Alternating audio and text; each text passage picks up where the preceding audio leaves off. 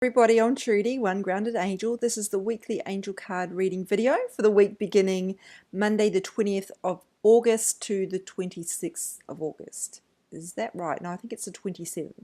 Anyway, whenever that week ends, that's what I'm reading for, 2018, in case you didn't get the memo. So let's start shuffling and see what's going to come up for us in this week of August.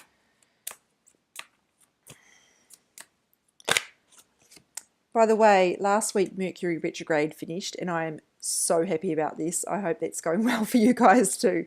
I had so many dramas. I had missed calls. I had a laptop broke again. That happened last retrograde actually. I had a ferry breakdown when I was on it at the dock, not in the middle of the harbour, luckily. And I had just weird brain fogs where I'd commit to things and then just they'd slip my mind. I'm usually really good at committing to things. When I say I'm going to be somewhere, I'm going to be somewhere. But I had this situation where just, I don't know what happened. Anyway, it's over. It's a whole new week. Thank goodness. Shield yourself. That's Monday's card. So shielding is something that invokes these ideas about protection, and you might think you don't really need protection on a day-to-day basis, but your energy field does. So your energy field can be quite porous, and it can pick up other people's negativity, it can pick up fears, it can pick up just moods even from other people. The thing is, because you can't see your energy field, you may not be aware of it, but you can probably feel when it's picked up something that does not belong to you. Even if you're not even always aware where it's come from or the fact that it doesn't belong to you. Have you ever gone to work and come home with someone else's bad mood? I certainly have. And have you ever walked into a room and just felt that it was a toxic atmosphere, even though no one was saying anything to you, you just knew? That's the energy, you're reading that. So you want to make sure that you're not absorbing those energies into your energy field. So I talk a bit about that's my phone ringing, I'm just ignoring it.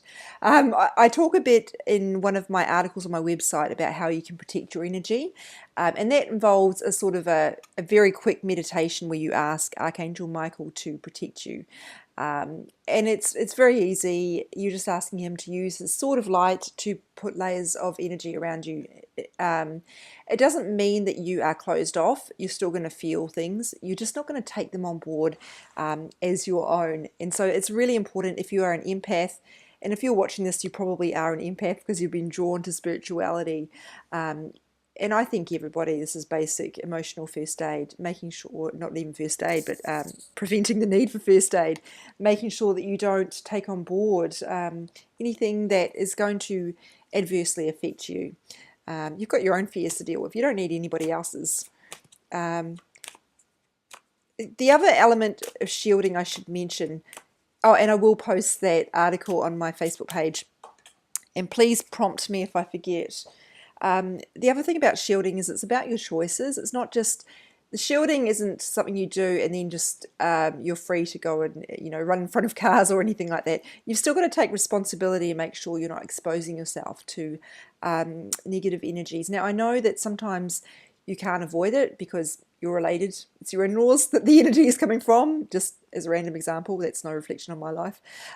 It might be that you are in a workplace that's really toxic and you really can't get away from it at this point. You're not in a position to change your job right now. So the shielding will help you with that. But if you are able to choose to stay away from those atmospheres, do it, or even just limit your time in them. And that goes for things like, I don't watch the news. I find it too distressing. Things like that. Just make choices where if something's really provoking your energy, if you can make a choice not to expose yourself to it, do it. Tuesday, leadership. Now this card is interesting because it talks about, well, I'll just read it to you. I am a beacon of radiance, support, and love. Those are maybe not the things that you would think of when you think about leadership. You think of probably power, or at least I certainly do. Egos, kind of adverse effects.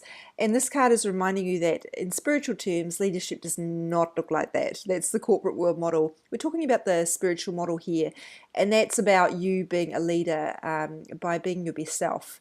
That's what inspires other people to to change themselves and to be better people.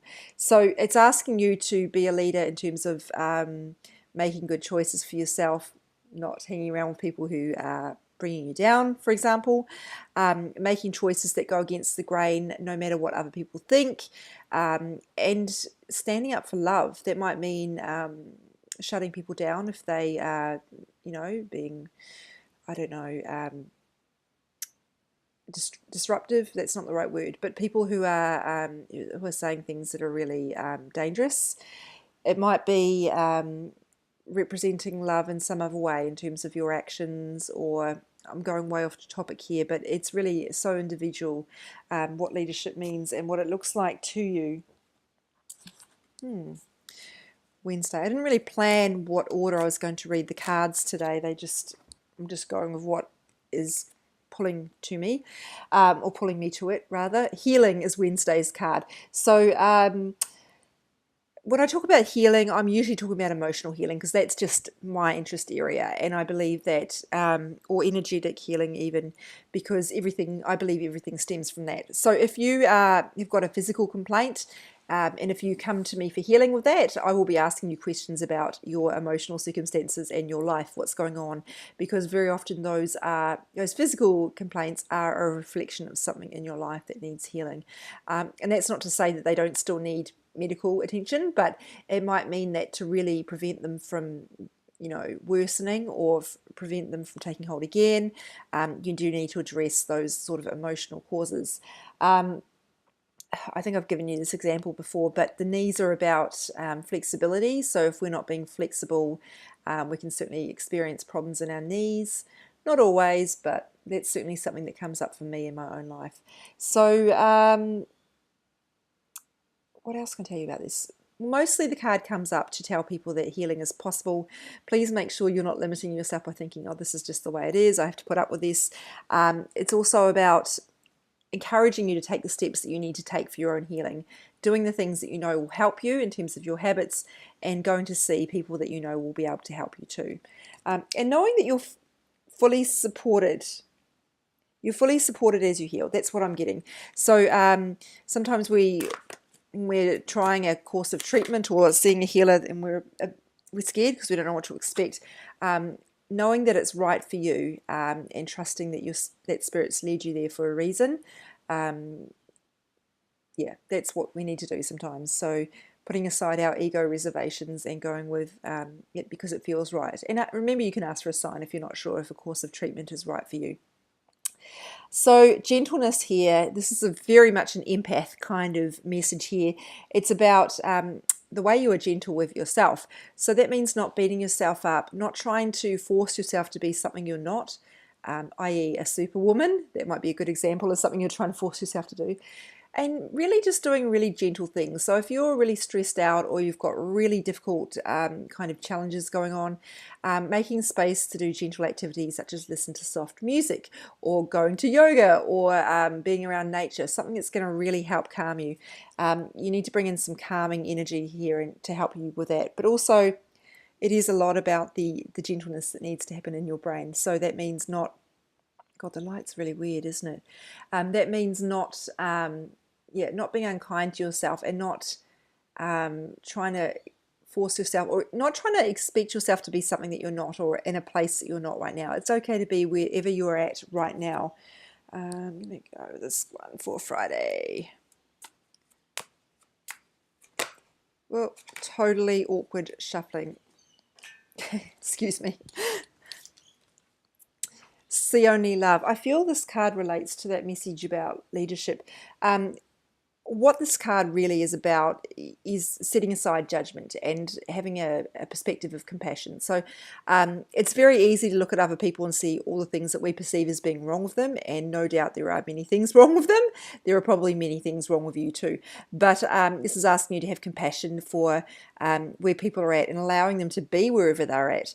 I always think of that great quote from Louise Hay that I'm paraphrasing here. Everybody is doing the best that they can with the information and knowledge and understanding that they have right now at this moment, including yourself.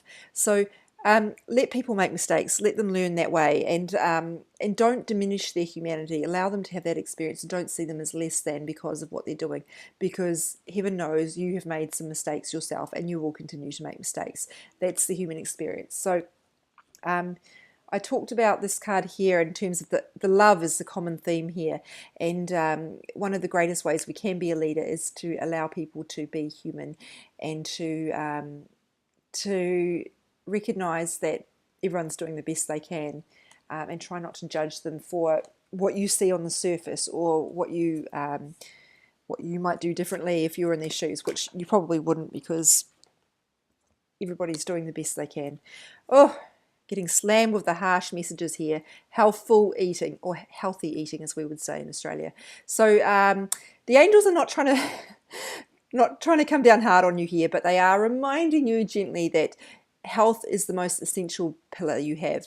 Not the most, but one of the most. If you don't have your health, you don't have much. You can't make great choices. You can't do all the things you want to do if you don't have your health. So please don't neglect it. We are all so guilty of sacrificing sleep in favor of doing more tasks that actually we don't really need to do. But we buy into the delusion that will make us feel better, or more satisfied, or more fulfilled, or more complete, or more successful, or something.